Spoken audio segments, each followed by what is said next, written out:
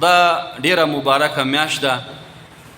په دې میاشت کې د نبی علیه السلام مبارک په ارواح باندې صدقات خیراتونه ایا روجې نیول لازم او فرض نه دي، البته ثواب پکې شته.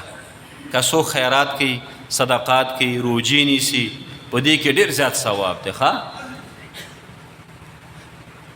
خبره بیا اوږدېږي. نبی علیه السلام مبارک مدینې منورې ته راغی، وی کتل چې یهودیان روجې نیسي د عاشورا په ورځ. پوښتنه یې وکړه چې ولې؟ وایي په دې کې موسی علیه السلام د فرعون نه خلاص شوی دی، خوشحالي کوو دا روجه نیسو. بیا نبی علیه السلام مبارک هم دا روجه ونیوله. په خپله نبی علیه السلام مبارک دوشنبې ورځ روجه نیوله. چا ورته ویلې ولې؟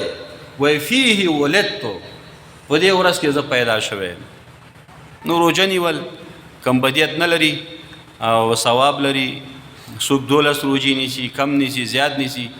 او خو اکثر خلک زموږ ستاسو افغانان په 12مه باندې شروع کوي، نو نن یې 4مه ده.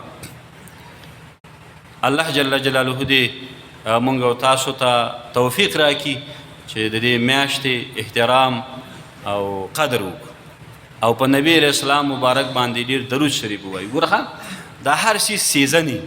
په دې میاشت کې د نبی علیه السلام مبارک پیدایش دی، نو په همدې ارتباط به همدا سیزن دی، په همدې ارتباط به انشاءالله په هره جمعه کې تر څو دا میاشت خلاصه شوې نه ده دا خبرې به وي.